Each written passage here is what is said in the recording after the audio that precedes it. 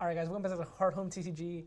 Aaron has some cool stuff set aside for us, and we're going to be talking about everything that happened last month in June as the time we're uploading this.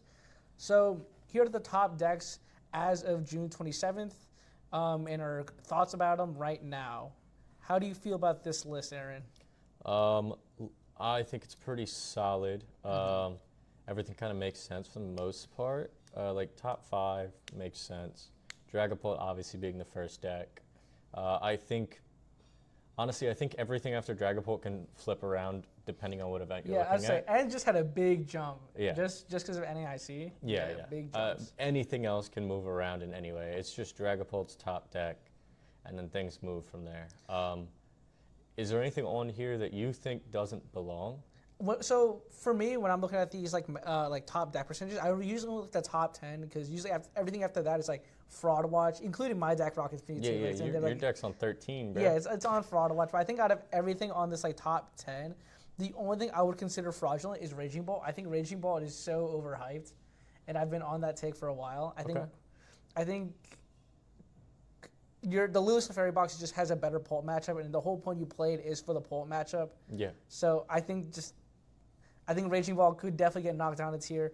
I don't know. I think some other like really fraudulent decks that Hops Trevenant. I don't know what was going on in Italy that weekend, but I can't believe it won the event in general.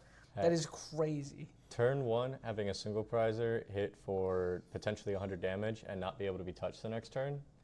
That is kind of crazy. That is broken. You just I can admit that's you gotta get a little lucky with the coin flips, which is why I think you should play the deck. But no, I will say, I do also, after testing it, I don't think Hydrapple is that good. I think it can hit big damage, but I think if you look at the rest of the list, the things around it are all single prize decks, and I think Hydrapple has a very tough time into single prize decks. Do you think it's taken like a Mega Lopunny route where it's like it was good for a few events and now that's fallen off the face of the earth? Like, do you think we will see this deck at Worlds? At Worlds, I don't. Actually, we might still see it at Worlds. If Dragapult is still the best deck, it is likely to still be at Worlds because the Hydrapple healing your stuff does matter a lot. Yeah.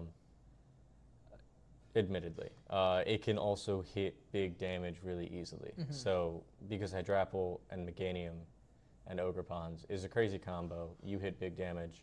If Megas are relevant at all at Worlds, I think Hydrapple will be still playable. However, if single prize decks become better or just more popular than they are even now, which is already incredibly popular. Yeah, we can look at right now. We have what in the top 10. We have 1, 2, 3, 4. Yeah. Crustle, 4 in the top Slow 10. King. That's Honchkrow and Alakazam. Yeah, that's probably the most we've seen in a while. Yeah. So I think Hydrapple has a rough time into those because its primary attackers are all 2 prizers, and it can set up a Diplin, it can set up a Tapu Bulu. You know, like you can attack with other stuff, but like it's a lot of commitment. Some of those guys are a lot of commitment, like the Tapu Bulu. Like yeah, and they're tiny. So no matter what your opponent does in response, they all get one shot. It doesn't matter.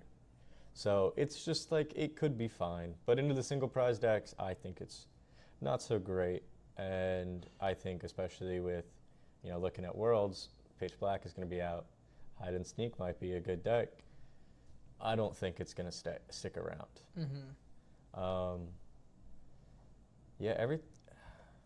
Everything else though I think is like fine.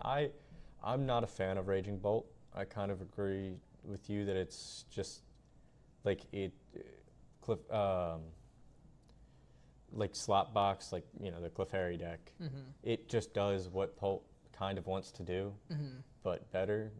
Or Bolt, sorry. Bolt does just have that higher ceiling into some megas that slot box might not be able to have a type advantage to. Yeah. So I think that's the merit behind playing it. I think it shouldn't be higher than slot box. To be fair, look at the top 10 again. There are no megas in here. No, I know. So honestly,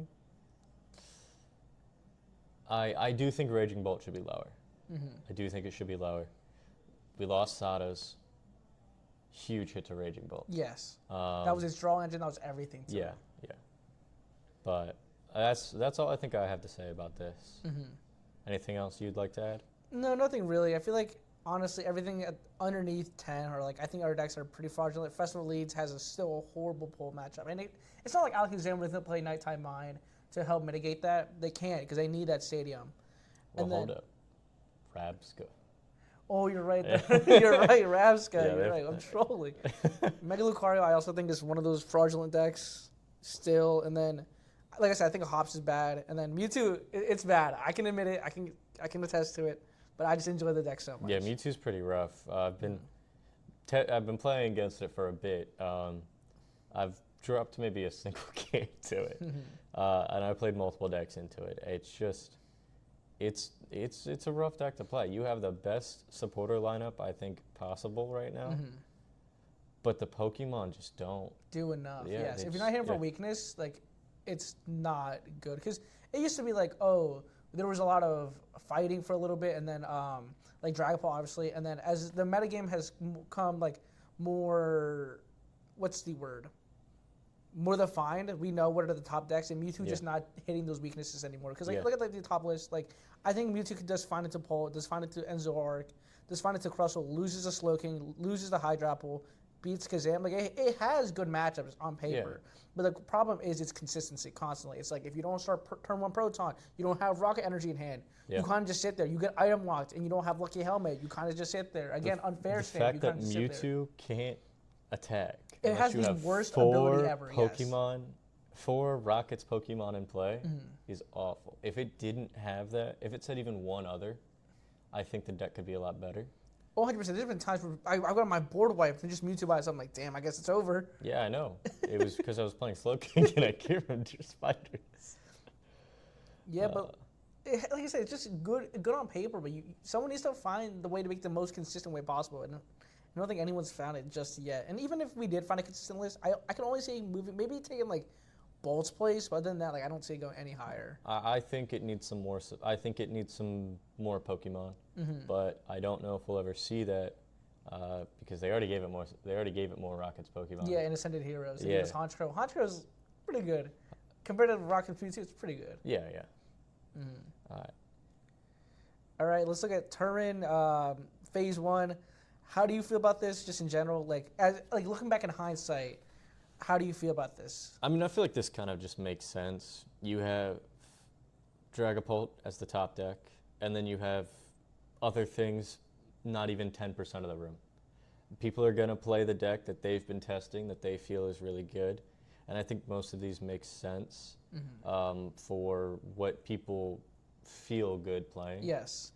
This is also what the second to last major before Worlds. Like, people are trying to like lock into the last few championship points. Exactly. Yeah. And that probably shows why we have so much Meganium and Dragapult.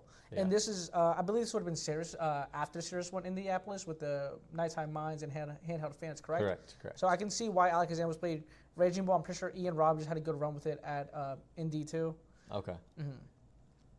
All right, and then moving on to the best of the rest. Got some more decks that you kind of just expect to see based off the top 20, based off of what we know for the format.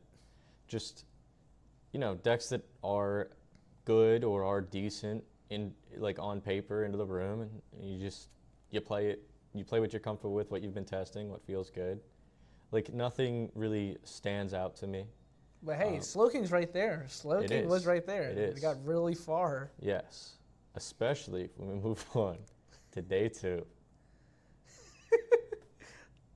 Slowking had a great performance at this event. Yep. I'll be real.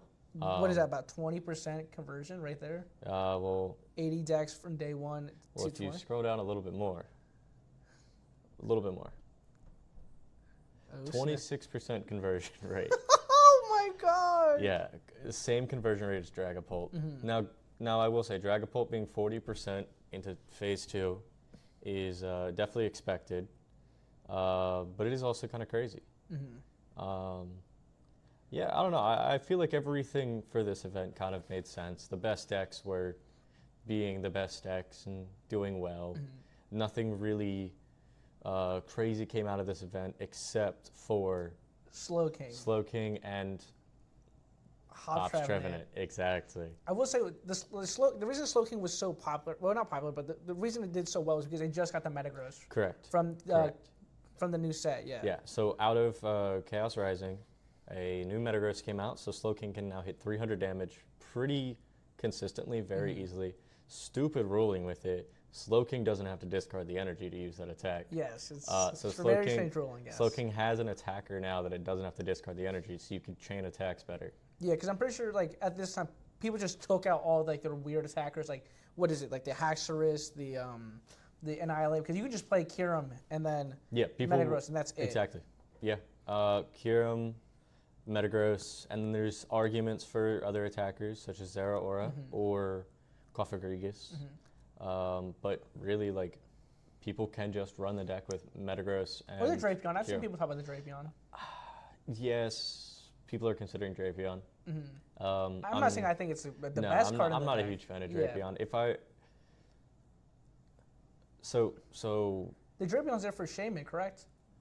Well, Cofagrigus is there for Shaman. Because I remember, the reason I'm saying that is because I remember Ian Robb was talking about it. Yeah. Because it hits for like 70, right? The Drapion? The Drapion's second attack does, I believe it's 100, 70 to yourself, and then paralyzes and something else to the active. Do you want to pull that up real quick? Yeah, I can pull that up. Start talking about card we didn't pull up. Because I remember I was watching a video about from Ian Robb, and he was talking about how you can really control pace of the game. He was saying something about like how you're able to just Drapion something, move damage towards it, and knock out a poison and paralyze. Yes, that's what it is. Poison and paralyze, and then knock out a Shaman in between turns with a Monkey. Because I think his list played Monkey Dory. Yeah. Okay. So lists that were very. I think that's might be getting more into NAIC than Terran. Fair. But lists that were more focused on the Shaman would play stuff like that, and then they'd play Monkey to hunt down the Shaman. Yeah. Because the Drapion just gives you a free turn. Yeah. Because your opponent's Pokemon is paralyzed. Unless they play a switch card, it's like Surfer, doing nothing. It's stuck in the active, can't attack. It lasts one turn. You get a free turn pretty much, but that's just fine. The better card, I think, for a Shaman thing, and you could pair it with the monkeys too, is the Cofagrigus, which puts 6 damage counters on every Pokemon, both yours and your opponent's, that has an ability. So you just set up damage counters on everything, and then you can monkey. Is that the same Cofagrigus that does the move all damage counters from one Pokemon to another? No, that is a different Cofagrigus. Okay, because I think that was from what, Black Belt, That's White from Flare? Black Belt, White Flare. The Cofagrigus I'm talking about is either Stellar Crown or Surging Sparks. It's a little older. If Shaman, like, I've been testing Slowking. If Shaman becomes more popular, that is the counter I would play, because it also helps into some of the more awkward matchups when they put down Shaman, like the single prize matchups. It kills Festival Lead because it board wipes them. Yeah, they just 80 health, 110. You can do the math. Exactly. There, and it also helps. It can board wipe Zam too, because their Zams have 140, but their Kadabras have 60. Or 80, sorry. Yeah, and Abras have 50. They're not surviving. Well, Abra doesn't have an ability, so that's fine. But if you play Monkey at all, or if you just do it more than once,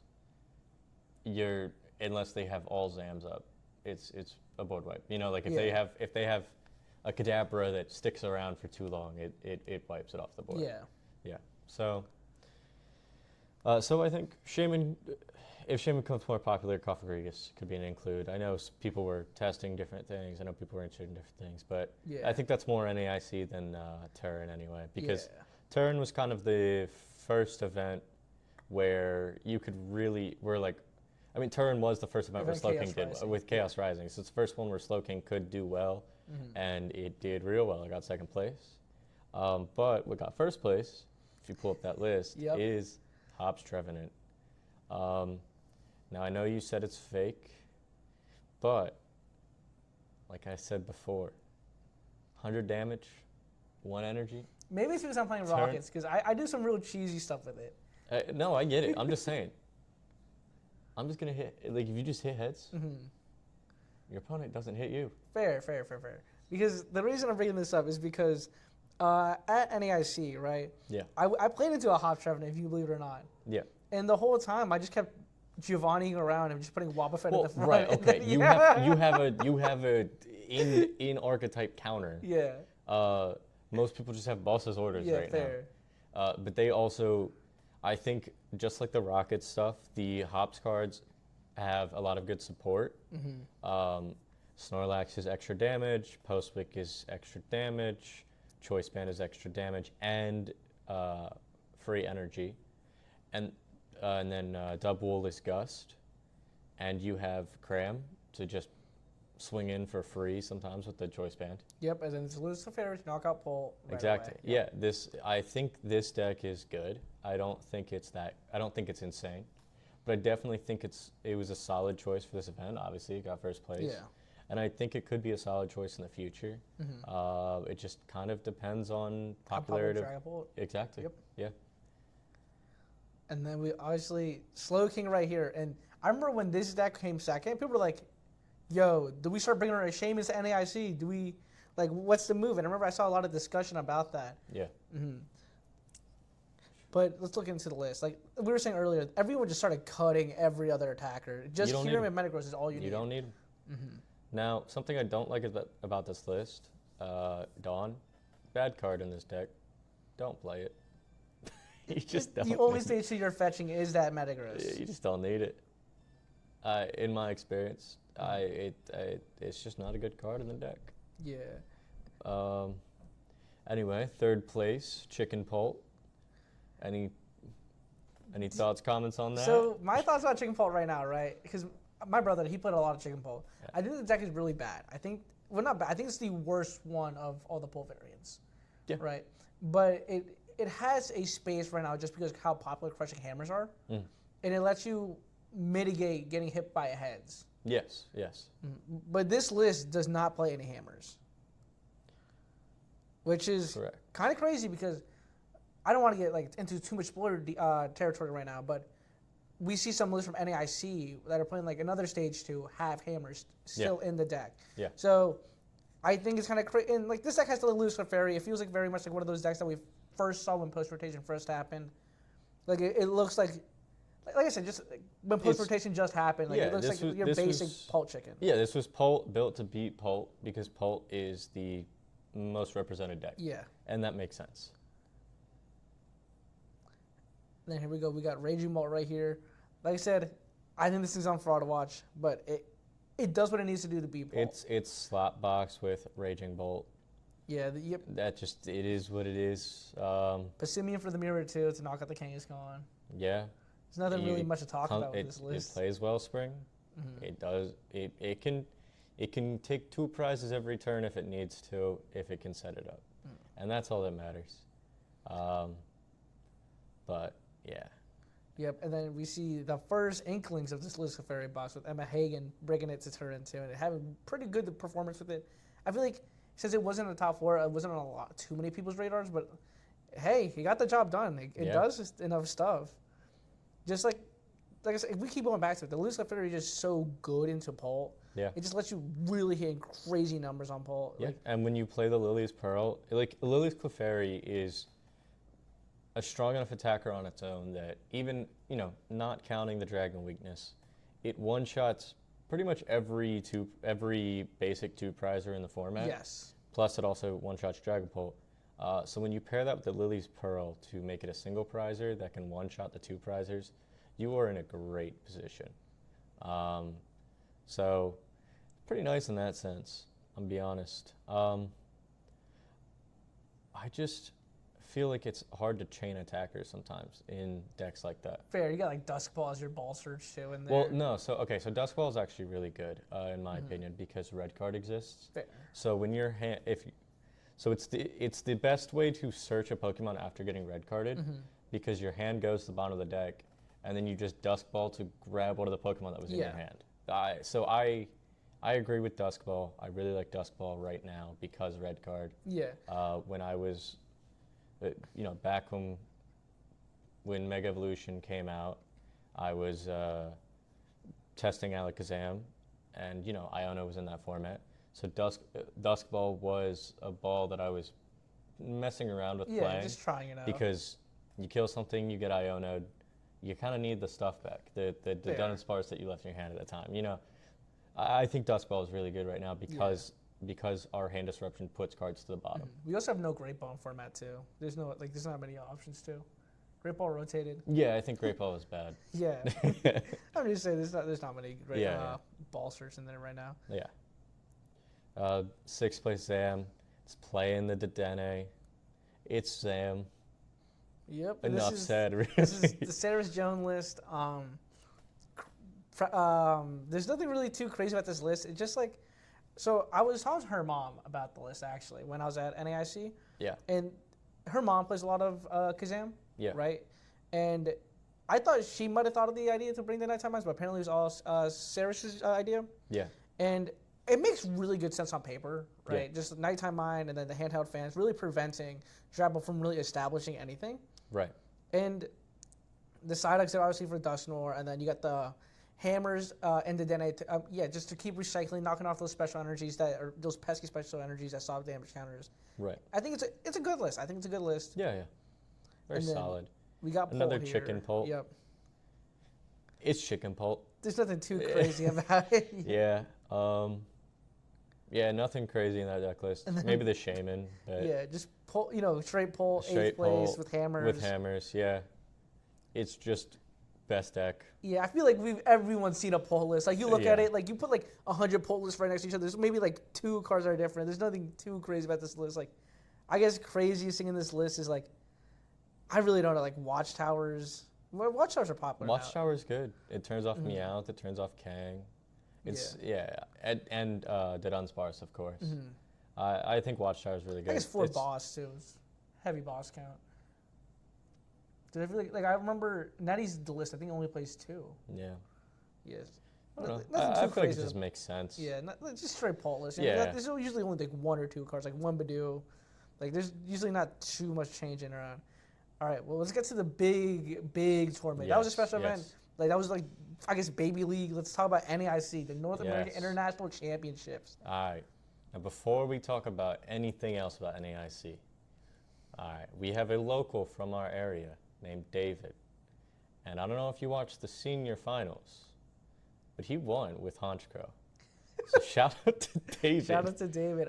You should have seen me. I was in the crowd. I was like, is that David? Yeah. No, it was. There was a lot of conversations happening because like people were I got texts being like, "Yo, David's going to the finals," and I was like, "What?" Because I was at work, so I wasn't watching. They're like, "Yeah, he's in Top Cut. He's gonna win. He's making it to finals." Yeah. And I was like, "Holy shit!" He's our NAIC champion, bro. Yeah. And then we played at locals the next week. We ID'd. I bricked into him twice. Oh, big thing about David. He's not a cheater in any sense. He gets super lucky now. Yeah, me and another guy, when we play him, it's like consistently bricking into him and just him. It's really funny, honestly. He's not doing anything. He literally he's just having a good time. Yeah, it's like he's not like he just does a normal cut, and it's just a cut into the worst hand in existence. But yeah, I D'd with him that week because we were both undefeated. Yeah. And then this past week, the following week after that, beat his ass. But yeah. So you're pretty much you're senior NAIC champion material right now. Yeah. That's why. Yeah, no, he said it was a. Yeah. No. Yeah, but David's a good kid. He's a cool kid. Yeah, he deserves his flowers. Congratulations to David. All right, let's look into. Oh wait, funny story. Okay. The week after NAIC, at Starlight, our local, they got pizza and a cake and held like a little party for David. Yeah. We decided to play a best of 3 for finals because we were like, we're gonna ID. We'll just play a best of 3 for fun. While we're playing, they set out a slice of pizza for him, and he's like, "Okay, I'll eat that when we're done." While we're playing, this pizza's sitting next to him. The pizza box is right there. We keep seeing people come up and grab stuff, and we're like, "Whatever, they'll leave some." Mm-hmm.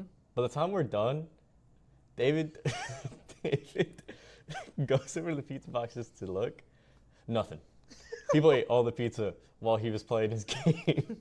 The guy who's the reason we got the pizza got a single slice. That's fucked up. But it's me next. There's no cake for him either. No. He got some cake.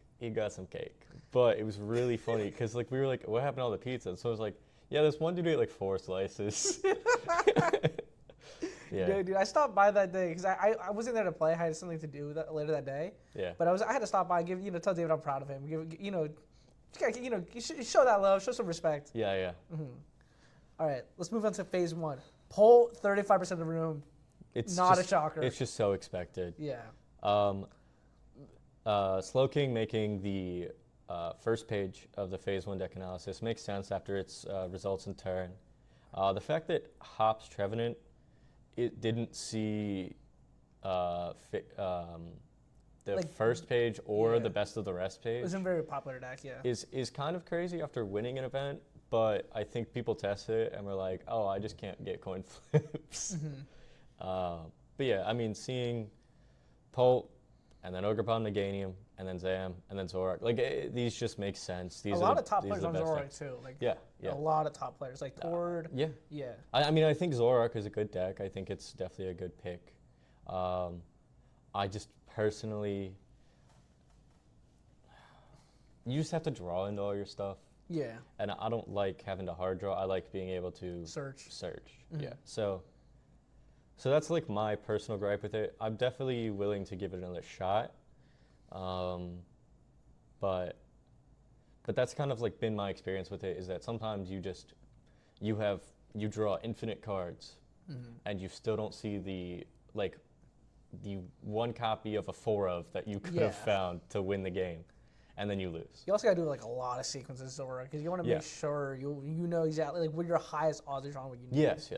Yes. Zorak looks easy on paper, but there's a lot of little things that go into it. And that's why a lot of big players like to play those type of decks. Yeah. It's more complicated than it seems on paper. Yeah. And then new in the best of the rest, we have some Chaos Rising decks. We have Mega Greninja and Beedrill. Of those 2 decks, I definitely think Beedrill is more real. But Mega Greninja just it's like people keep I agree with this take. It's just shittier pull. Yeah. It has no drag look, which is so bad. I've been seeing people pair it up. I remember I saw Tim Dingley pair it up with Enzoric, and I've seen other people pair it up with the Dunsparce. I think the Enzoric is better. Yes. But I think he actually, I'd have to watch the video. You know how YouTube will start playing a few seconds of video. I think he posted a video recently where he paired it with Festival Leads. Yes, I saw which is interesting. I'd be definitely willing to look into that. However, I think Greninja is only good because the Terra Greninja. I don't think the Mega's that good.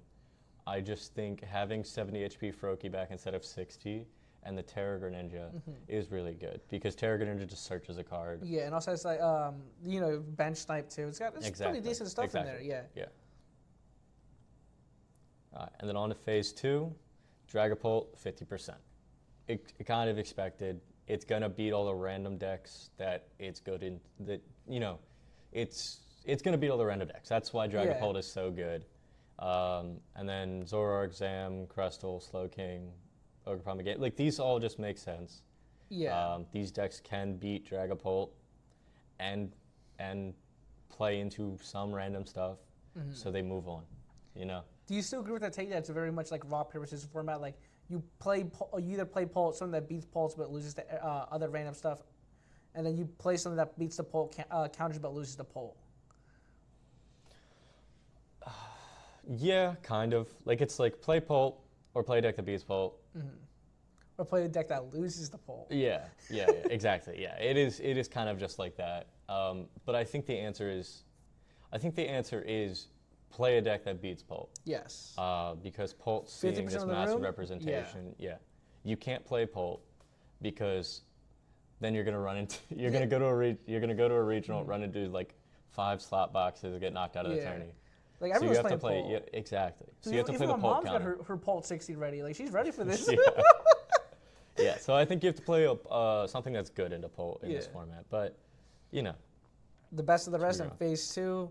There's the Lewis Clefairy box, Raging Bolt, just like your standard stuff. I think like Festival Elite looks so promising at the beginning, but like I just think Alakazam is better than it. There's like I think Festival Lead is one of those decks where it's like it beats the rest. It loses to Pult, but beats the rest. But can beat the rest, and I think that's why it still sees play. You just go, well, sometimes I'll beat a Dragapult because they'll get a slow start and I can attack twice. And other times I'll run into other stuff and I can take free wins because Pult's 30% of the room in day 1. I just got to hit I have to hit the 70%. That's the math works out in your favor. You can lose to a Dragapult and then just not face any others. But in phase 2, it being 50%, every other round you're running into it, like statistically. Like I couldn't see myself bringing it to an event. Yeah.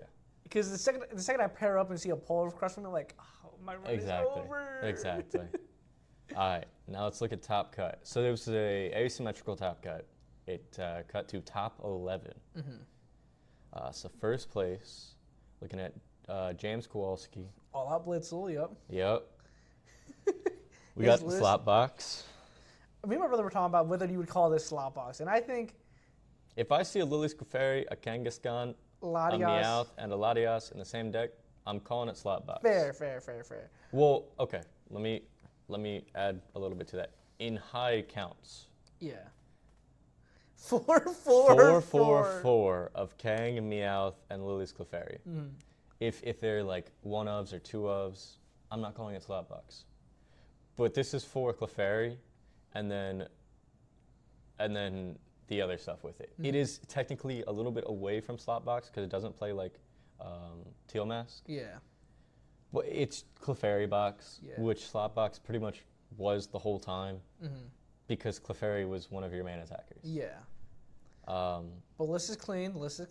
Oh, definitely. List was definitely interesting. It worked out, obviously. He was doing a lot of cool Cypher plays too. Just be able to Cypher and then Kang is like, it's pretty cool. Some of the stuff you can do with that. Same thing with like Slowking. Slowking also has that kind of potential to like use a Cypher and use that to their advantage. Maybe like Yeah. Plus a Cypher into a red card, you win the game. Because you Cypher, you stack the top of your deck, they red card you, and you draw the card you wanted. All right. Nettie Kozik. Playing Pult Noir. How do you feel about Pult Noir compared to like straight Pult Chicken? Like how are you feeling on Pult Noir? I think if you are planning to play against other Pults, Pult Noir is actually the best way to play it. Because unless you're going to play the Clefairy, it's the only way you're one-shotting another Dragapult. Yeah. And into the random meta, I think the Noirs are really good, especially because people aren't really playing that much Psyduck right now. Yeah. Because the Noirs saw a significant drop-off. Yeah. So I think Pult Noir is really good. There's an argument that like straight Pult is better because it's like more consistent. Yeah, you don't have the Duskull's liabilities. But I think with the release of Red Card, this like Pult Noir it just has to be the best version because now you can control when you're going to Red Card your opponent. Yeah. You can wipe their board with the Dusks and then Red Card them. And then Dragapult take more prize cards. Yeah. Something I was just like thinking about today, just in general about the Duskull line, I feel like it'd be really cool if, obviously I don't think we can fit it in this list, it's too much, but Transformation Tomes, just to turn something else into a Duskull, get it down to Dusclops, just so it's not a liability anymore, I think sounds cool on paper, but just way too much to get. Well, I think something like that is cool. Well, the Tomes work for basic to basic. Yeah. But I guess, if you put like a Meowth down, and then next turn tome it into a Duskull, evolve it into Dusclops, that could be decent. That's what I was just thinking about today, and I was like, I think something like that'd be cool, but like, Yeah, it's hard to find everything, and you got to cut cards. Yeah. And this list is getting tighter and tighter. We're only playing 2 Yeah. polls, 2 balls. Like we're fitting cameras in her for a reason. Like, list would get tight. Like the only thing I think I would even consider to cut him for this, like that bullshit idea I'm thinking about is just like maybe the fan, maybe a hammer, but I would need to test out in private. Cause that was just like me just thinking about it just earlier today. I was like, that could be cool. Noodorf, he was no longer on Paul and War because he was playing Paul and War for a bit. Yeah. And now he's back to straight pole. Straight pole, pretty good. It's just good, dude. Like this. Yeah. There's so much draw on the board. You have the Dunsparces, you have Meowth, you have Draclos. You just find whatever Pheasantipity. Yeah.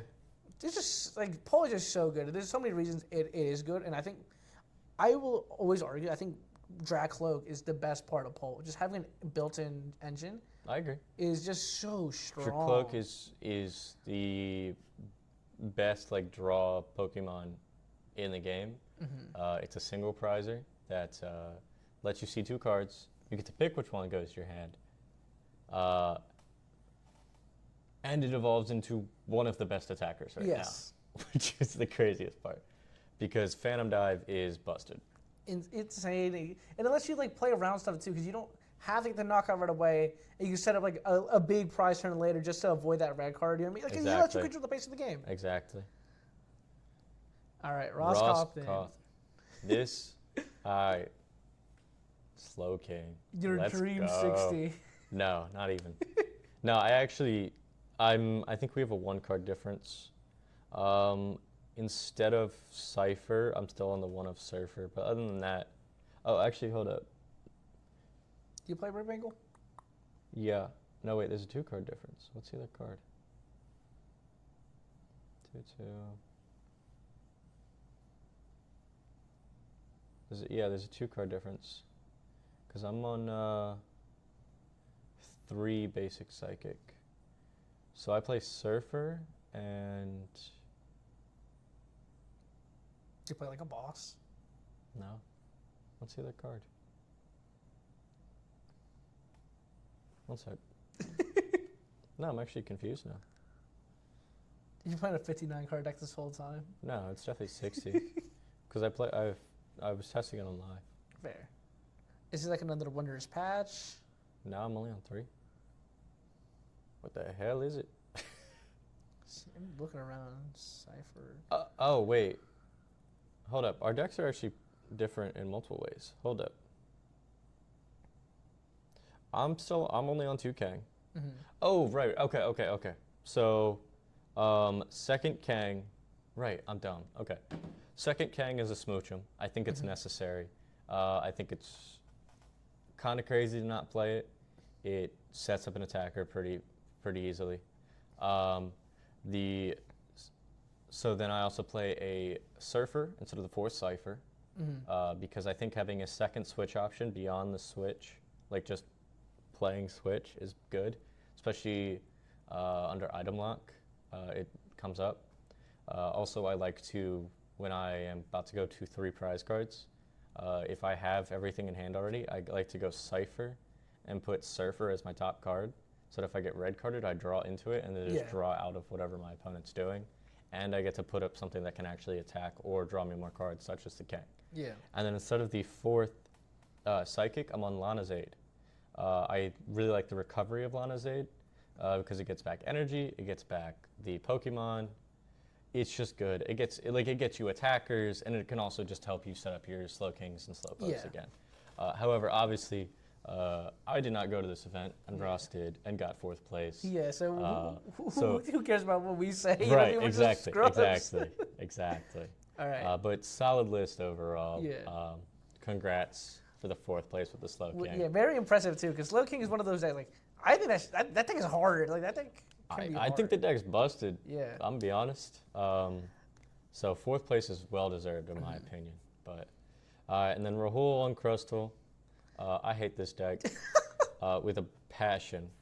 And it has nothing to do with Rahul. It has nothing to do with anyone who plays it. In fact, I know a guy, I know a really cool guy who plays Crustal a lot. But if I could throw his deck in the dumpster, I would. Crustal's just one of those decks where like, it's like, it's a wall. No one likes to play against a wall. Exactly. Yeah. And like there's skill to playing Crustal, obviously. Like I know there's a lot of thought and theory behind some of the things you do in Crustal. You know, because obviously know a guy who tests Crustal on and off, and he'll, he'll send paragraphs upon paragraphs about why this card is correct or not to play sometimes in the Discord. But I just hate Crustal. I think it's boring to play. I think it's boring to play against. Obviously, there's counters to decks that can hit your Crustal, but it's just, to me, it's just not a fun deck. Fair. But we have to give Rahul his flowers. He's clearly a Heart Home TCG fan playing Petrol and Factory. Like he's seen the sauce. Petrol Search Factory, draw 2 cards. You know. He's seen the sauce. Yeah. Yeah, but nah, I hate Crustal. No, fair. But no, congrats. Obviously, congrats to everyone who topped this event, everyone who did well at this event. Very impressive players, very accomplished players. Yes. 100%.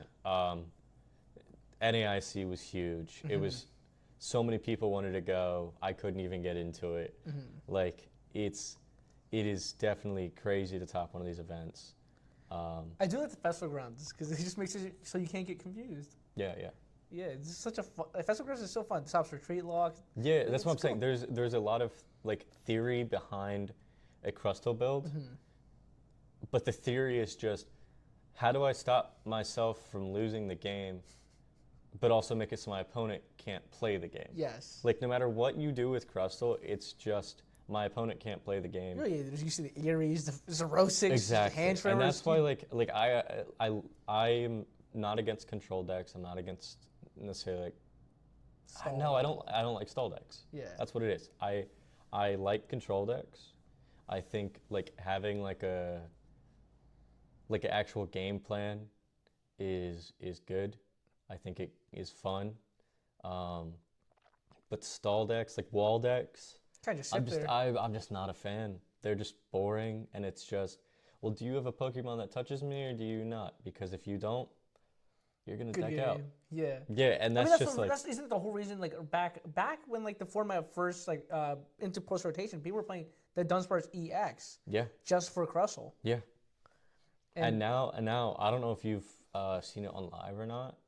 There's that Sylveon, the Safeguard deck. Yeah, Safeguard card. It's just another deck where it's like somebody goes, well, this card says you can't touch me, so I win the game. And you have Jacinth with that.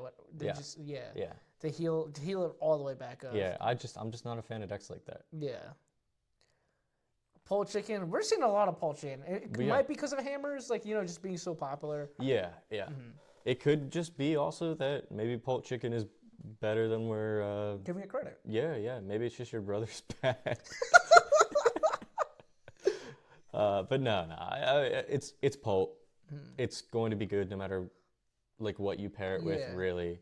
And the chickens definitely help a lot in the hammers, so that makes sense. Yeah, nothing too crazy in this list. Is pretty similar to our last list, like one Badoo. I guess the only new things the Shaman. Yeah. Scared of that Slow King. Well, Slow King board wipes. Yeah. Bye your cloak. Hello, beautiful Mewtwo. Oh, this deck's bad. Just move on. This thing can hit Crustle. That's the only thing it's got going for it. It can hit Crustle. It can. But if they play that spiky energy, you kind of just sit there and frown. Because then you punch into it, you take 20, and now you're one-shot range on the Crustle. Exactly.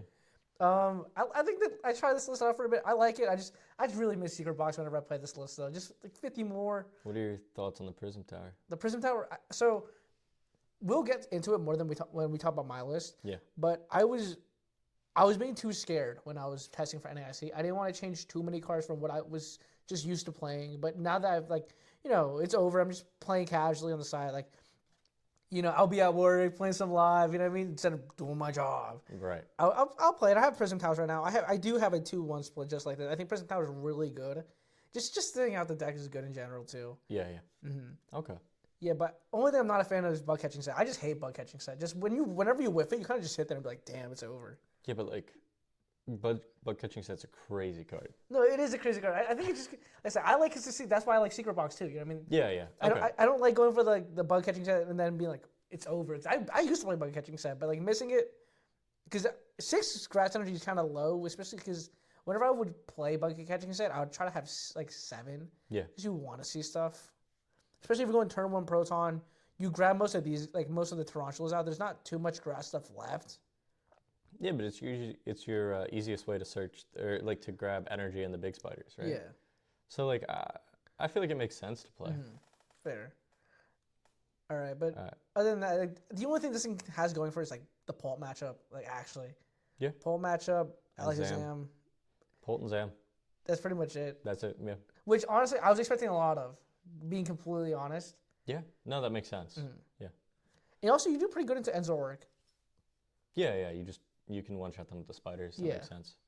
Yeah. More Pult. Pult. Pult. This one has Yveltal. Ooh. Yeah. I played against people that were testing this list after NAIC. I play Retreat Like Out, so it didn't matter. But the Yveltal is kind of scary if you don't play Retreat Like Outs. Yeah. Like a Switch or Surfer or just something. Yeah. Retreat Like can be scary. I don't know. I don't think it's that good right now, but it can be. Like I think the format's I think the format right now is just like fine for Retreat Lock. I don't think it's broken. So like Yveltal is just fine right now. Yeah. 9th place. I was so surprised seeing this. I remember I was sitting at my table. I looked up and I saw because Henry was on this list too. Yeah. I said, "Is that Alakazam?" No, like I like this. No, I think it's good. I think it's a good idea. But I was just so surprised. No, I didn't even see that. I was like, yeah, what is going on? You get extra draw and you get a powerful single prizer. It's a cross-only answer. Well, until they put Mist on. Oh, come on, don't say stuff like that, man. But no. I like Zam. In this, it's like I said, it's a good draw engine. And you get a powerful single prize attacker. Yeah, just swing the tempo in your favor. You can leave single prize board state and then start swinging. It's also a really good draw engine. We can't it's really good in draw. And the teleport Abra means you never deck out. So that's huge. Sword of Rekliv, and Zork. I believe so. I played against Robin Schultz, and I believe he's a very similar list like this. Yeah. Those tomes can really mess you up. Oh yeah. Those things were kicking my ass when I was playing against Zork. Yeah. Yeah, because you can go like if your opponent has stuff on the bench that you can snipe, you can actually just have anything down, go Tome, Darumaka, Evolve into Darmanitan, and then out of nowhere, Zorark is hitting your active and your bench, and it's clearing your board, which is sick. But also the tomes come up because you could make your own perfect board.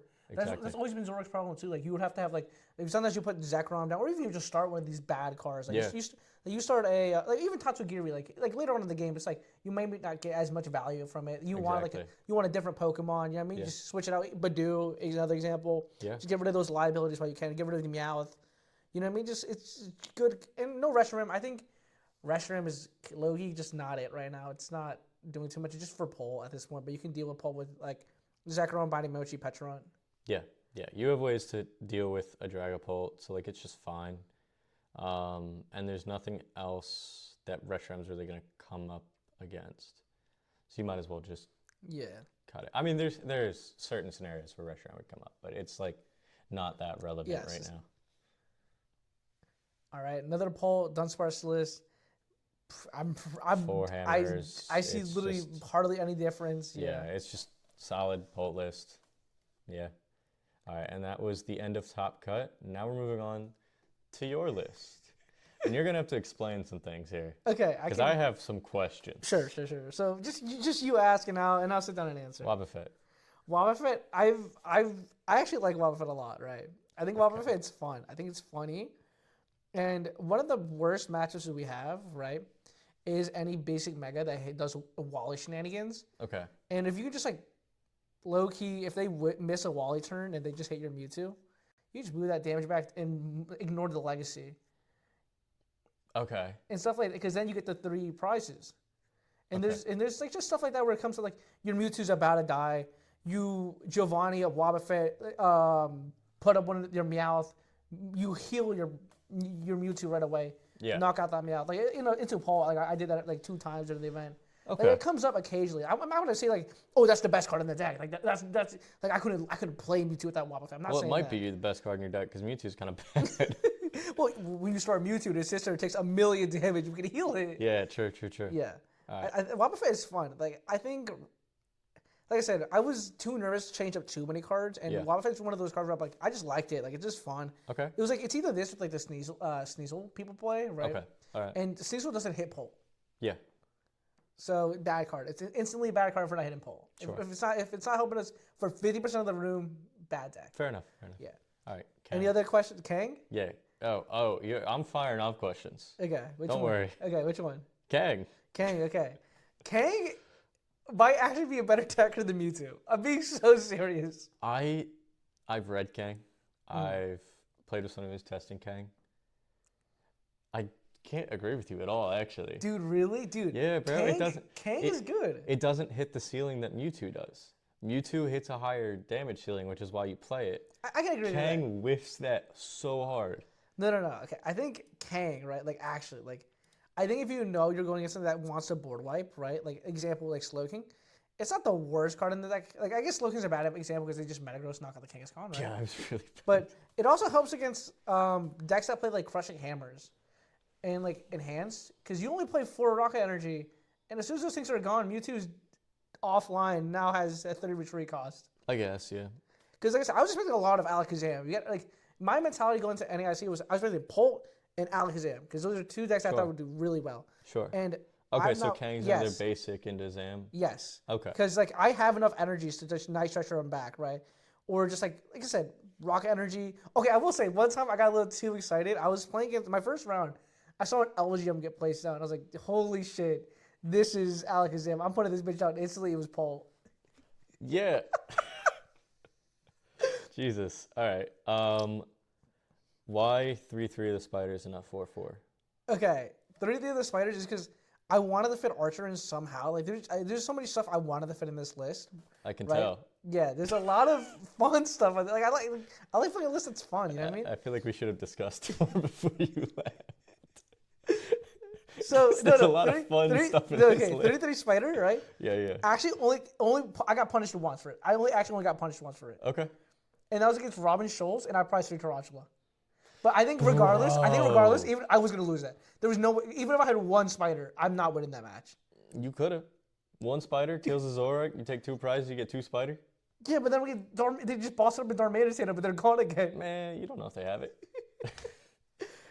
They're gonna draw it. I actually hardly got punished. Like I'm so serious. I remember writing down in my notes. I'm so lucky I'm not being punished for this. There's no way. You should have been punished more. I'll be honest. 3/3 is kind of crazy. Dude, we just never get punished. Okay. All right. Moving on. Because actually the spiders they're not the best until Dragapult either. No, obviously, they just set up. Mewtwo. Yeah. They But just set up for Mewtwo. I don't really like Mewtwo. And they're a putting down the decent Mewtwo. attacker. They're a decent attacker into 2 prizers. I don't really like putting down the Mewtwo whenever I don't have to. I'd rather attack with Mimikyu than Mewtwo. Yeah. I've tried playing this deck with the 1 Mewtwo, but the one times I actually need Mewtwo is just prize, and I'm like, I just get so angry. What All right. other list do you have? With Next question. this? Okay. Why 3 of your most powerful supporters? Like, why did you not max out the Ariana and the Lily? I think Lily's is better than Ariana. I'll stand on that fence, right? Okay. I think Ariana. Like I said, I just want to fit as much, because I want to fit Archer, because in my head I'm like, you know what would be pretty good? Archer into red card, just be able to keep disrupting as much as I can. Yeah. I think it came up. It actually did come up, just as Archer into red card, right? But I think you are right. Like if I were to go to NAIC right now, the cuts I would make are Wobbuffet because it's fun, but it's not necessary. Kangaskhan can get the cut, right? Probably just for 4/4 spiders, if I'm being completely honest, right? Yeah. I think Archer, I would like to keep it, honestly. I think Archer has a place right now, and it's a one of. Okay. Petrol might get the cut, though. Petrol might actually just get the cut. Damn. Petrol just looks for Secret Box, but sometimes I need that Petrol for Secret Box. Yeah. I definitely probably just play one E-Switch. I play two right now. Okay. And I'll probably just bring it up to, like, low-key, maybe 4th Lilies. I've seen people talk about playing one Mimikyu and play 4 Giovannis. Okay. But I actually just like having Mimikyus. Sure. Just good pivots, and when they die, you just plop another one down, and then Liz Lefairy. That makes sense. Yeah. All right. Other than that, there's nothing too much. Sacred Ash, E-Search. Okay. Sacred Ash is when these guys start dying. Right. So if you played 4, Yeah. you wouldn't need the Sacred Ash. Is that what I'm hearing? Okay. Sacred Ash, it's because if that's not a Sacred Ash, it would have been a Night Stretcher. Yeah. And I'm not really Night Stretching for much. Okay, sure. Because even if, like, let's say I do get board wiped, right? Yeah. I Sacred Ash and just Proton. But would it not be better to, like, Night Stretcher and then Ariana, and then you have more cards? Well, I still get the factory, too. Sure. Okay, all right. And then the E-Search? E-Search, I just don't like bug catching set. I guarantee the hit. Yeah, but, like, that could have been bug catching set, and then you could get Spider and... I think I know why you don't like bug catching set, because you missed it so much, because you're on 3/3 Spider. No. I was like bug catching. Yeah. No. This is like new list, right? My old list was 4 Spiders and 7 Grass Energies, and I just kept whiffing it. I said, "This card is stupid." And I threw it in my bulk pit after like a week and a half. Okay. All right. Secret Box. I just like need that like I said, I just like playing this deck with these consistency cards. I know that I have bullshit in this deck too, right? But that bullshit can be tossed to a Secret Box. Okay. All right. All right. So that's Beto's list. Any other questions? If y'all have any questions, comment down below, because I'm sure there's gonna be plenty more that you got. There's gonna be plenty more explaining you got to do. No. I'm sure the first question would be like, "You played Rocket to Mewtwo?" Yeah. Have you seen some lists playing 2 Proton? Why Mewtwo? I'm gonna Also, 2 Proton I think is good. Yeah, but I'm just saying I didn't even think about that because whenever I miss Proton, I'm like, fuck. No, like I get that, but like 4 Transceiver, like you got a good chance of seeing it. Yeah, but why Mewtwo? Yes. I'm gonna be so honest. I felt so good in the Pulp matchup with Mewtwo. Like it feels so easy. Okay, so it's like because like I said, my main concern was just beating Pulp. Yeah. And I did beat Pulp, so I did do that. Yeah. Okay. All right. No, that's solid reasoning. It's just Pulp matchup. That makes sense. You just lose to other stuff. Like if I saw a festival leads, I'm just gonna be like, all right, cool, I get lunch. Yeah. Because I have no handout fans. You just lose. Yeah. You hope that red card does a lot of. Archer and red card, baby. Yeah. All right. Yeah, but that's like I said, I just like seeing the cards because like the reason my mindset with 2 E-Switch, right, is just getting Mewtwo online as fast as we can because if we don't, it's just so bad. Like it's actually so bad. Like Mewtwo just sits there like a dock. Yeah. No, I get it.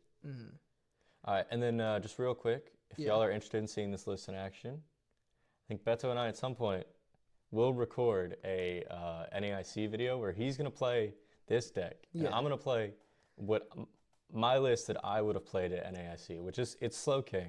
Spoilers, I think we know. Just spoilers, yeah. I've only talked about it a few times, you know. No, I was gonna say spoilers. I think we know who wins that matchup just in general. It is definitely not a good matchup for him, but he's on Archer, he's on red card. It's possible that he just, disrupts me out of the game. Yeah. It's very possible. But yeah, if you want to see it in action, we could definitely do something with that. Yeah, we can definitely get that posted eventually. Yeah. All right, let's look at Pitch Black coming out. It's the next set for us. Yes. And we have, here's all the pre-release promos: Miraidon, Slowbro, Dolomize, Bastiodon. These all look okay. Okay, I want to talk about the Slowbro for a second. Yeah. It's very similar to Gramble that we had. I don't remember what era it was. I think it was like X or Sun and Moon. And it did decently well. Like it had some like top cut finishes. Like it got a 3rd place at a special event. Nothing too crazy. But I don't know if Slowbro is doing enough. Like it's one of those decks where like I feel like it's gonna be like a Hops Trevenant thing. Yeah, like it'll at some point it'll randomly do well. Yeah, and then never come back. Yeah, like I was talking about before we started recording. If we had Barrel in this format, or something similar, I could see Slowbro being like a genuinely good deck. Yeah. Because you have a way to reload your hand, and then, you just play a bunch of cards that discard other cards. You empty your hand out, and then you just attack again. But hitting 210 and then top decking and praying, like getting your prize card and then top decking and praying, to me that just doesn't sound good. Yeah. To me that sounds like you're trying to do. You're using too many resources, and the payoff's not good enough. If it hit 300, we'd be having a different conversation. Yeah, we'd be like, whoa, it's crazy. I'd be like, oh, I'm gonna kill Absol or something. To get 3 cards off my prize cards, and then draw for turn. Start with 4-card hand. That sounds fine. Yeah. But 210, you hit the basic 2 prize EXs. There is a supporter card that makes it do an extra 80 damage if it's your last card in hand. But even 290 is just... They're not really hitting much, honestly. I mean, you can hit some of the megas, but like some of the basic megas, but then you're not using boss. Yeah. So it's just... I just don't see this being that good. Same thing with the Miraidon. I don't think that's good. I think that's the worst out of these. I think it's the worst competitively. I think in the pre-release format, it'll probably be really good. Yeah. It just accelerates energy. And then we have the 2 that I think are going to be insane. Pretty good. Obviously, Delmise for hide and sneak. Crazy card. 30 plus if you have 4 more hide and sneak Pokemon in your discard does 140 more. So you're hitting 170 on a single prizer for 1 psychic. You're 2-shotting everything in the format. See, this is like better Hopsbox. What? I think this is just like a better Hopsbox. Like you don't have 1 prizer psychic. I think they're very different No, decks. I'm just saying, like basic psychic. Zam is also a 1 prizer psychic. No. But you know what I'm trying to say? Like every time crazy like take. No, I'm just saying this is better than Hopsbox. I hate Hopsbox. Better than Hopsbox, sure. Okay. Better Hopsbox. I mean, these are not the same. These are not the same. Okay, fair. No, I think this deck's gonna be really good. Yeah. I have a lot of hope for hide and sneak to be a good deck. Yeah. I genuinely think it's gonna be good, especially because you can play Legacy and then make your opponent take a 0 prize turn, which sounds fantastic. Are you sure Legacy would be that good? There's a lot of hammers. You know what I mean? We'll see. Yeah, we got to see, but that's what I'm worried about. Because I remember I was saying about like Legacy too, but I was like, but it's a hammer format. We got so many hammers. Yeah, I mean, but you're also like, even if you attach Legacy and they detach it, it's just they took a single prize card. Yeah, fair. Like it's not like it's a huge deal. But yeah, you 1-shot all the other single prizers, so your single prize matchups aren't awful. You can 2-shot 2 and 3 prizers, so those matchups aren't bad at all. All your hide and sneak Pokemon have the ability, like the hide and sneak ability protects against damage counters and effects. It stops like Monkey Dory. It stops Monkey Dory, Phantom Dive, Dusknoir, Frostlass. It doesn't stop damage, so Kyurem, Megastarmie, and Wellspring, and like Grimmsnarl. Yeah. Those all still hit, but that's just fine. I might go see Grimmsnarl later today. I might get some fast food, so maybe he'll be ringing up my fries, because that deck is fucking gone, dude. Grimmsnarl is definitely in a very bad position right now. There's too much grass in the format. And that just is what it is. But maybe in the future. Yeah.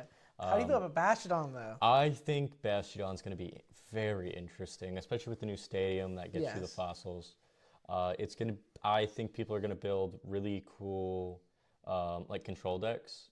Like that's the kind of deck that I like to see, is control like that. It's going to be annoying to play against. Yeah. But you have to there's actually like strategy going into and how you can also play around it too. Like even though it's not the most ideal thing, you can also boss to the front, because the ability only works when it's on the bench. Exactly. So keep that in mind, because if you boss up to the front, all of a sudden Dragon Pole can attack with 2 energies. Right. I boss that, and it's got 4 retreat. Now granted, the metal energy gives it free they're retreat. Gonna play that metal energy. But you just 1-shot it, and then it's a stage 2. They're not putting it down immediately. Yeah.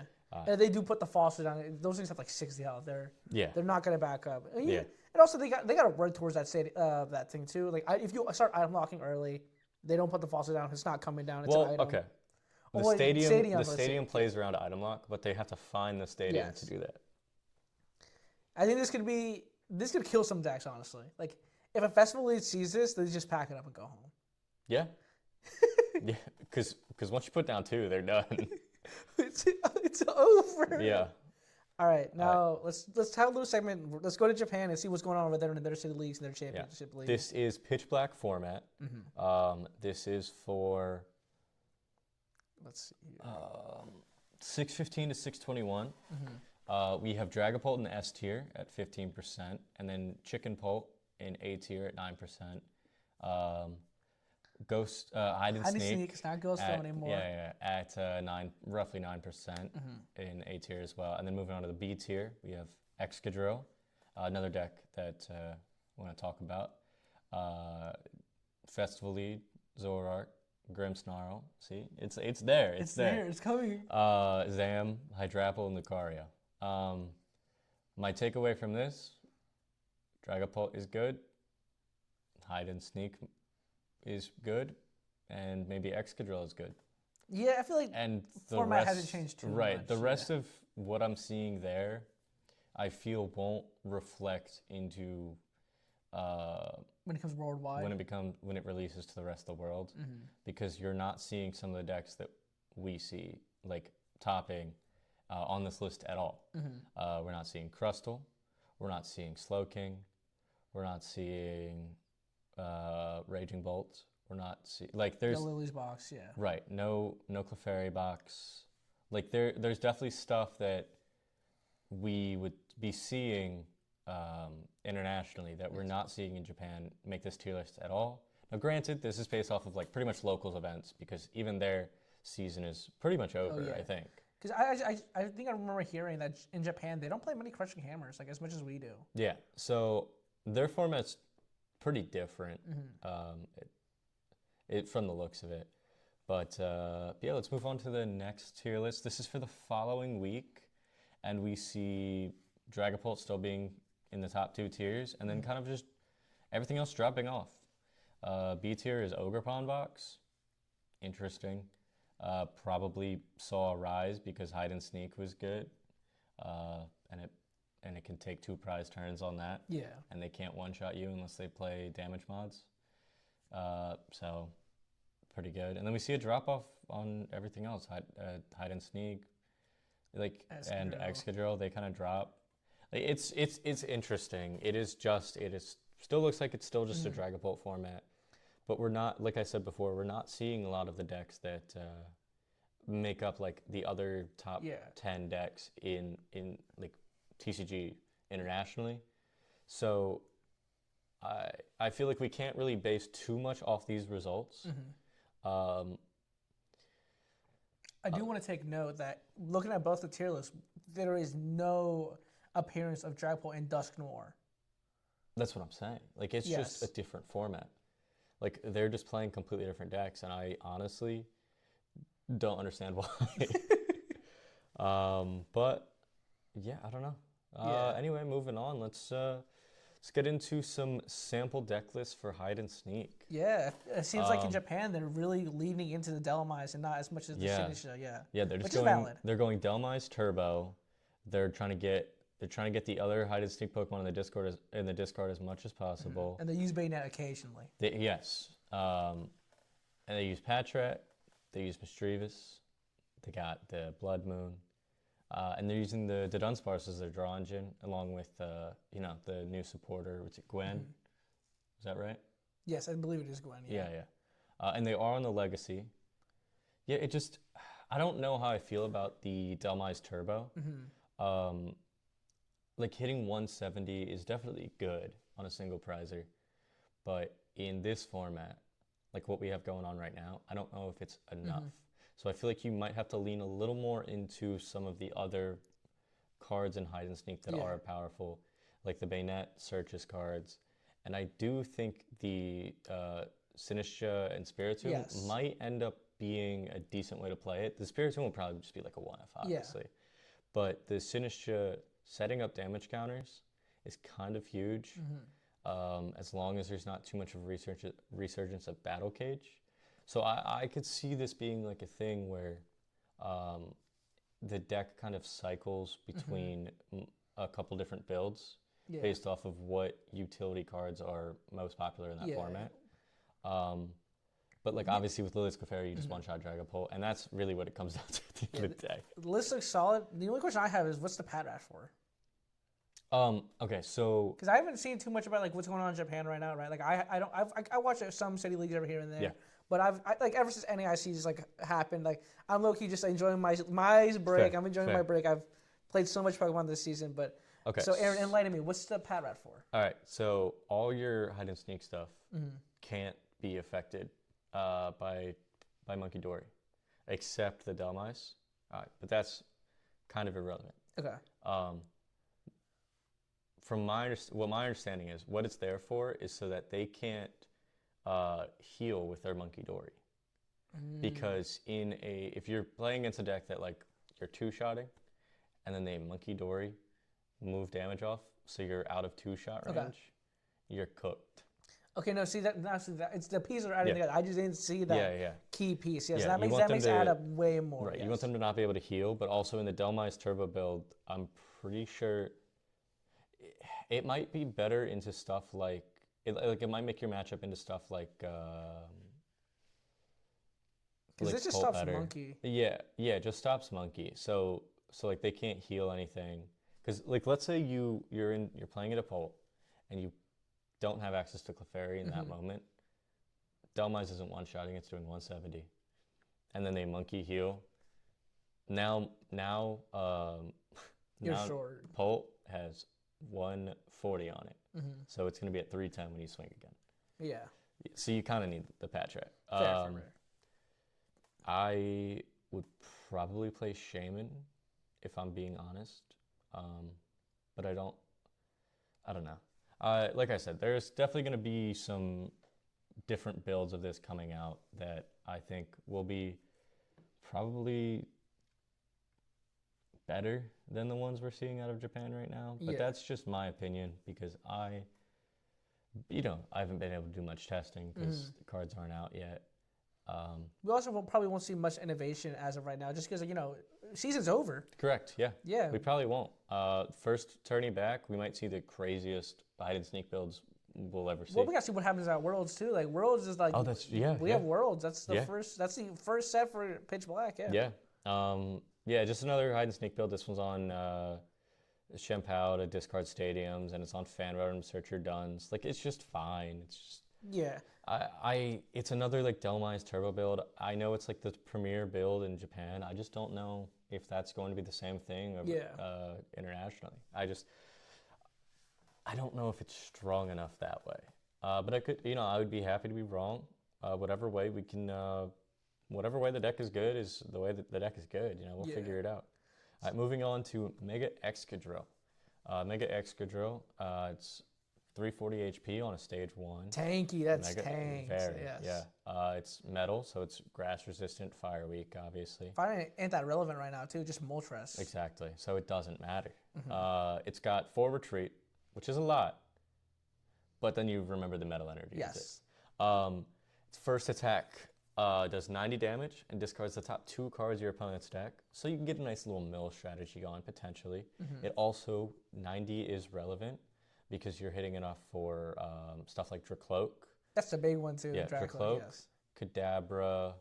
You're hitting like the Fan Rotom. You're hitting the Badoo. Like all the little stuff that's like relevant in the format, you hit.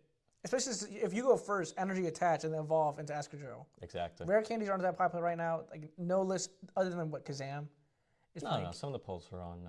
Are they really? Wow. Like yeah. Whenever I see top lists, like we were just looking, I didn't see a single candy on this. So I was asking. The Poltnor, I believe, was on it. Hold on, I don't think so. Am actually. I wrong? Because I remember I was having this conversation with my brother. We were talking about how.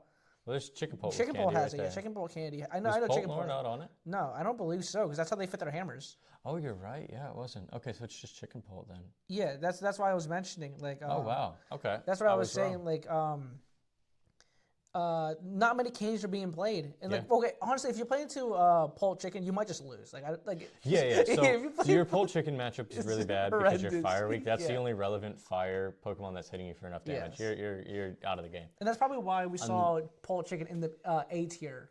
Yeah. It's because how if Mega X was running around, you're If not Mega one-shotting Extra it. Yellow's B is here, then it makes Pole Chicken even better. Yeah. Now here's what's actually good about the Extra Drill. Go back. Yeah, hold on. Bam. This is the actual good part about the Excadrill. If this Pokemon has at least 2 energy attached, in addition to this attack's cost, so you would need 5 energy on it. It does 130 more. So you're doing 330, which one-shots most things in this format, Pretty much everything that's on Mega. even some Megas. Super relevant. Like that damage matters. And that's why people are pairing it with Metal Maker Metang, so that they can look at the top cards of their deck to attach to the Excadrill, which is actually sick because you just get you get so much energy on there. You're hitting big damage. If you can one-shot a Dragapult that has to 2-shot you, Yeah, even like 200 in an early game, like that's still a lot. You boss up a Meow, that's just knock. yeah. No, I do think Mega Excadrill is going to be decent, especially because the Metangs can evolve into the Chaos Rising Metagross and do 300 damage. I think this deck's actually going to be pretty good. I don't know if it's going to be like I feel like top 10 is pretty understandable for it. I don't know about top 5. Yeah. How do you think this thing will do at Worlds? Because like because like all talk right now is like Worlds. Like Worlds is the first event with these cards legal. Do you think this could get like a top 8? In your heart of hearts, do you think this is top 8 material? I think it depends. How it's built? I think it depends on what version of Pult is the most popular. What version of Pult do you think will be popular at Worlds?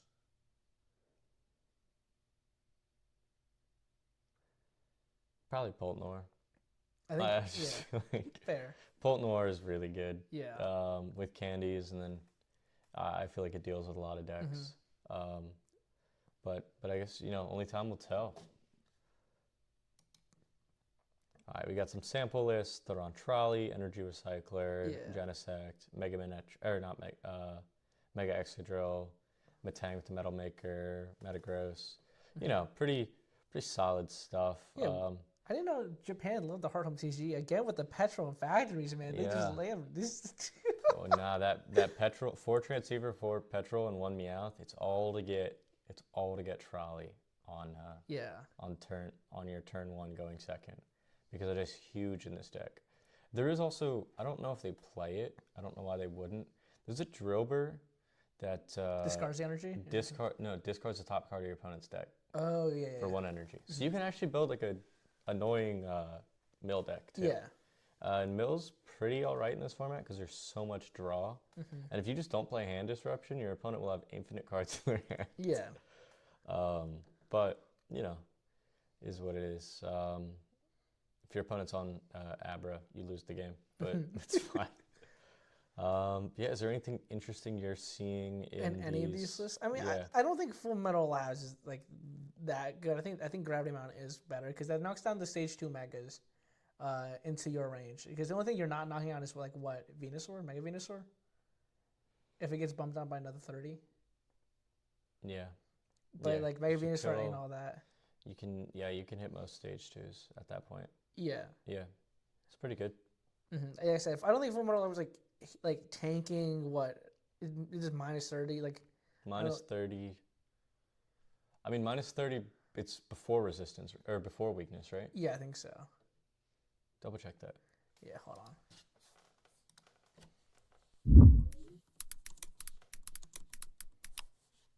Here we go.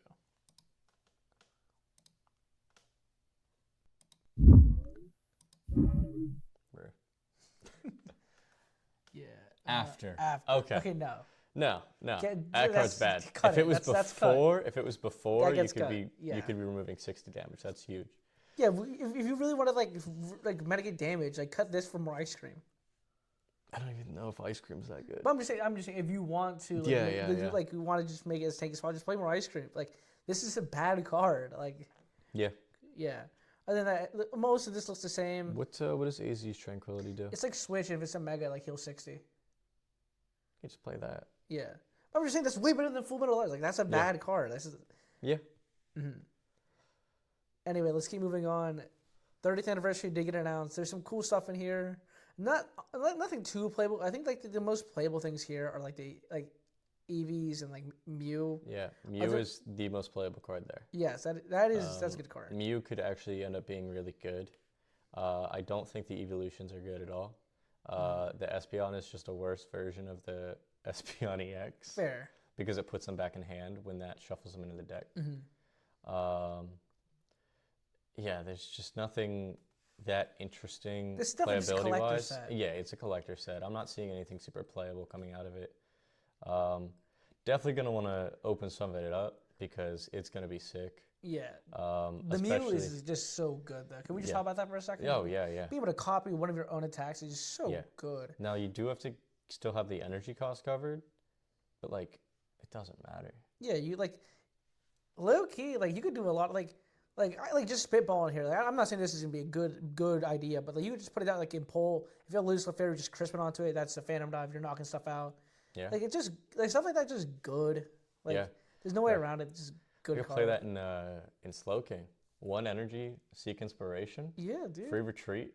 Yeah, I have to discard the energy for a Kyurem, but I'll just attach for turn. Mm-hmm. Be ready to go. That's crazy. Yeah. Remember, we just gotta have the energy cost. Or 2 energy. Yeah. Because the ability is that you get the attack. Yes. The attack is whatever. Just teleportation. But free retreat. Yeah. Free retreat's huge. Yeah. Because Slowking does not. Yeah, nothing too crazy here. Some cool artworks. I remember when I saw this when they were printing Pikachu and Zekrom for the first time. Like I didn't see that they said they didn't get updated regulation marks. But I saw that and then like ends. I was just saying, what is this format going to become? Like that would be. Yeah. If they got updated regulation marks, that'd be awful. But but they didn't. So we actually just get cool stuff to potentially play retro formats. Mm-hmm. I'd be so down to play Pikarom for a retro format. Yeah. Definitely, this is going to help make those a little more affordable. Well, I don't know. Have you seen the prices have gone up on the base Pikaroms? Yeah, but these ones are going to be cheaper. Yeah, fair. I'm just saying, it's just funny. Like, who's buying these cards? They're about to get pre-printed out. Bro, they're beautiful. What do you mean? No, I'm saying who is buying out Pika ROMs because they think it's gonna go up in value because of the sale? Like, it's getting reprinted. That's what I'm trying to say.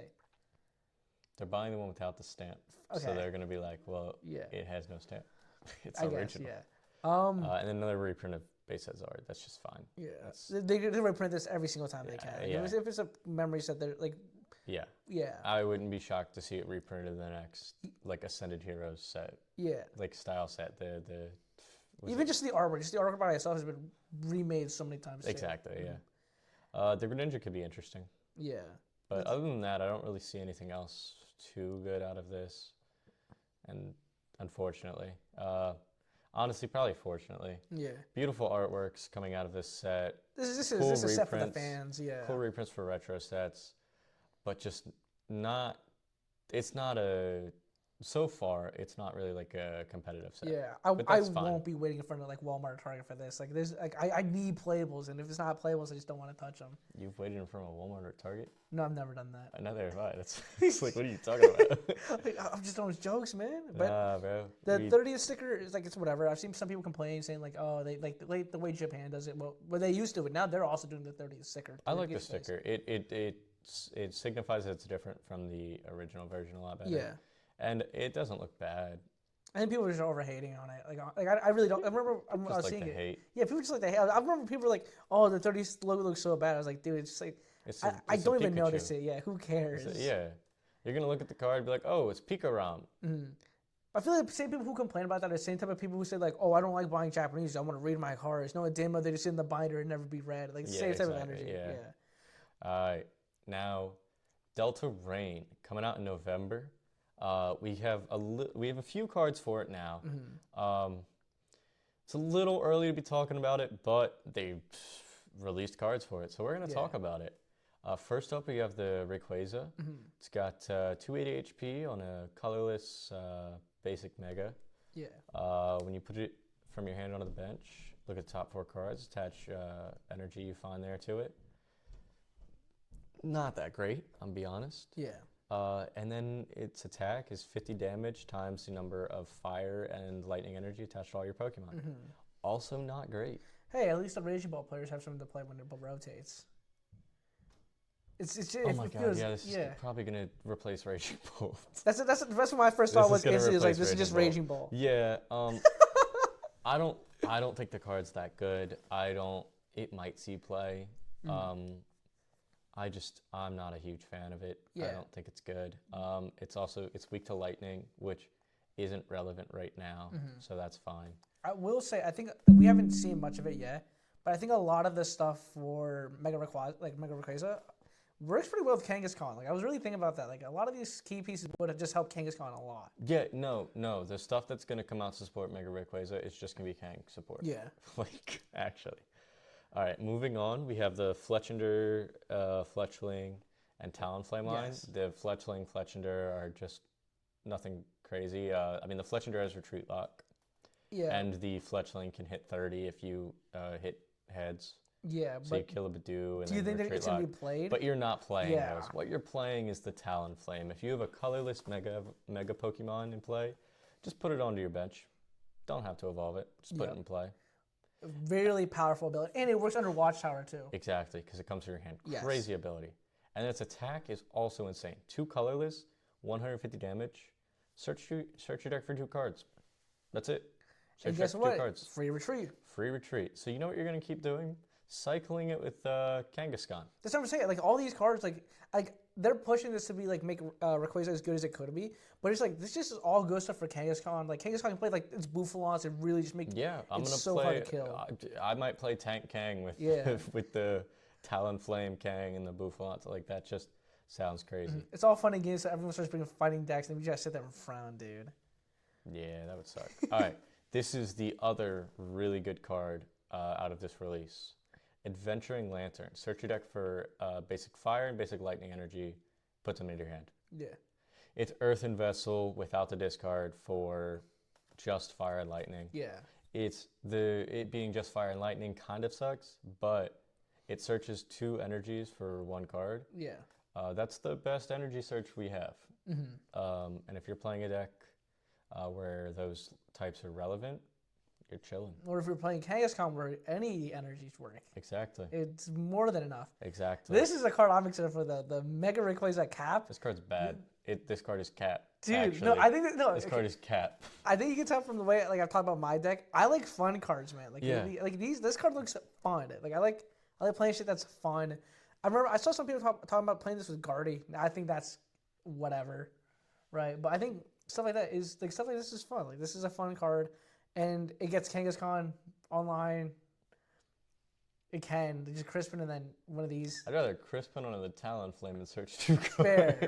I'm just saying. I think this card is fun. No, I think this card's really bad. I don't even think this card will be fun because for it to really have value, you need to see multiple copies. Yeah. And that's hard to search. But it's gonna help the Raging Ball players when they just go turn to cap. Yeah. Capping. Actually. All right. Anyway, moving on. Zinnia's Trust is the current translation of this. Switch your active with one of your benched, and then you move an energy from your now benched Pokemon to your new active Pokemon. Tank Kang support.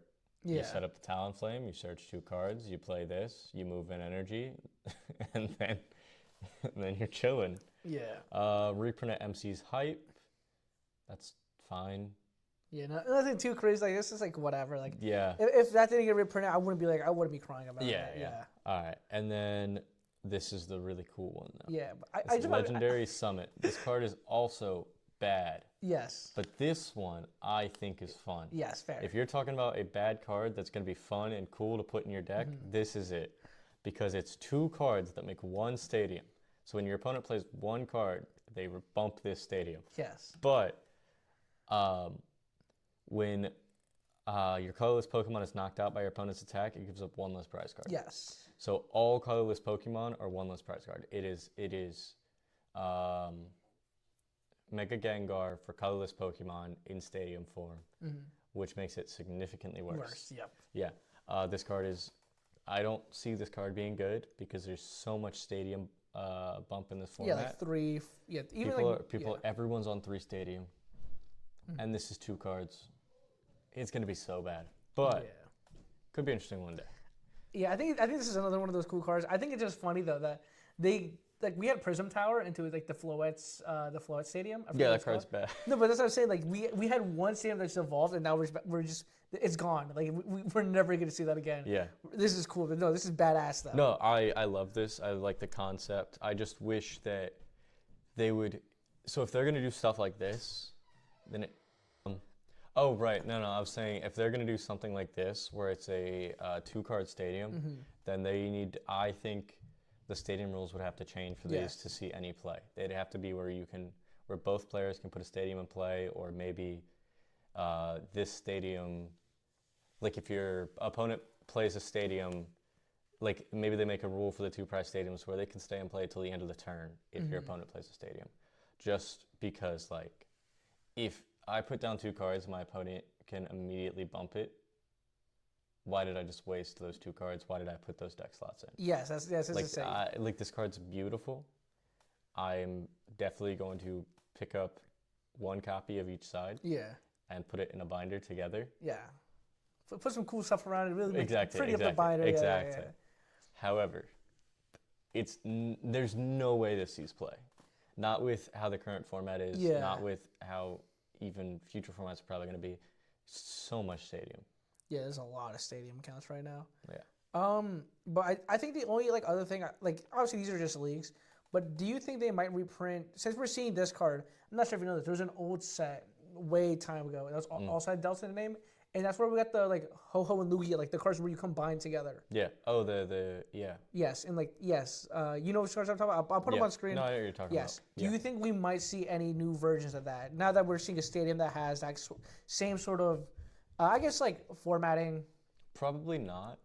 Only because the current mechanic is the Mega mechanic. I don't see them moving into a new mechanic and then hoping that goes well. Yeah. You know, like that. Like, I just don't see them doing that right now. Fair. It's just a little bit of speculation. I've seen some people talking about it. I think it would be cool. I don't know how good they are. I don't really touch much retro at all, if any. And so I'm not too educated about how good those cards were. But I think it could be cool. But that's about it. I think they're just cool. GLC. You can't play this in GLC, I'm pretty sure. You can't? Well, yeah, because they both have the same name. Because you only play 1 copy of each card with the name, unless it says left side, right side. If it's because so if they both have the same name, then we're gonna have to see how this is released in English and how they format this for deck lists. Because if they both have the same name, then that wouldn't work. Yeah. For a deck list. But the reason I'm saying that is because there's nothing here. No, I know, but they're gonna have different. They have different numbers. Yes. So it's probably left side, right side, right, or something like that. I feel like this has to have an exception. Yes, I can see what you're saying, but the only reason I'm saying that is because it doesn't say it here. It just says Legendary Summon. No, I know. We have to wait until we get an English copy of this, but I can see what you're talking about. But the way it's written out to us right now, it doesn't look like you'd be able to play this in GLC. Yeah. Just because 1 card per. All right, so this sees no play anywhere. Hey, unless your theory's right, left and right. Yeah. This card would probably. Well, I don't know because that means you only can play 2 copies of this stadium. Yeah. Because you play 4 copies, 2 left, 2 right, and you're cooked. So that I feel like there's gonna be some weird thing that they have to do for this. But yeah. But I don't know. It's just still a long way until this actually comes out. Yeah. All right. Is there anything else that happened this last month or looking forward that you're that we might have not gone over or that you're wanted to talk about? I don't think there's anything too crazy I want to talk about. I think we've hit every talking point. That I was interested in talking about. At least, do you have anything else? I have one thing to say. Okay, let's hear it. When we were talking about Pitch Black, we didn't talk about Manetric. Oh, you're right. Here, let me get it pulled up right now. All right, there's a new Manectric in Pitch Black. It's just a regular Pokemon. Yeah, no rule box. First attack, 2 lightning, 50 damage. During your opponent's next turn, prevent all damage done to this Pokemon from your opponent's evolution Pokemon. Now, I don't know if y'all know, but Mega Manectric, its first attack says prevent all damage done by your opponent's basic Pokemon. What I'm seeing here is some annoying Ass walls. Yes, some annoying wall deck that could be decent, depending on how much Gust is in the format. Yeah. And now the only Gust options we really have are like Lisa's Appeal, Boss, and Catcher. So, I mean, if I hit you with this and I say, fine, Boss. No, I think this could be interesting. And pairing that with the new special lightning energy that makes attacks do 20 more damage could genuinely be interesting. Yeah. Because that hits for 70 and then can't be hit by evolution Pokemon. Could be something, might not. I think it could be worth testing, and I think it's a little more fair than the regular wall decks because you could just boss your way out of dealing with that, or just play basics and evos that hit. Yeah. So that's just fine. But I think this could be a funny deck that people try to play, and I think it could see, like, I could see this being taken to Worlds and somebody like day 2ing with it, like, not doing anything crazy. Fair. You know. I don't think there's any other cards from Pitch Black that are too crazy that we were taking a look at. Here, let me take a quick little scroll. The retry badge. That one is insane. This is just more Kangaskhan support. Yeah. Once during your turn, after you flip any coins for an attack of the colors Pokemon this card is attached to, flip again. Just ignore those results, flip again. So you attack with your Kang, you hit no heads, results? Yep. You go, retry badge, reflip. Now you probably got 5 heads and you killed whatever you're playing against. That's gonna be an interesting card. Yeah. I'm not too worried about it in Standard. What I am worried about it in is our booster box battles. Because you have a Kangaskhan. I do have a Kangaskhan. And if you pull retry badge, if you ever whiff knockout, all of a sudden I know what you're banning. If you ever hit the 1 tails, just Kangaskhan. If you ever hit the 1 tails that you hit, once in a blue moon, you'll be like, oh, retry badge, and then hit 20 heads and hit me for 10,000, like 1,000 damage, and call it a day. Yeah. Because I think I'd forfeit right there. Yeah, fair. Yeah.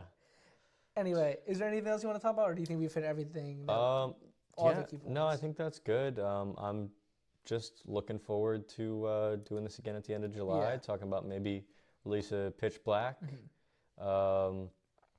After we've tested some of the cards, maybe discussing what we think things are going to do. But yeah, I'm looking forward to next format, that's for sure. All right, guys, remember to like, subscribe, and comment down below. Hype this video up. And tell us what you guys think about this month. If we missed anything, or if just something you guys wanted to add, let us know. Just keep the discussion going. We'll try to get these out every month or so. Hopefully we can. And just remember to come back to just like the video, guys. All right, take care.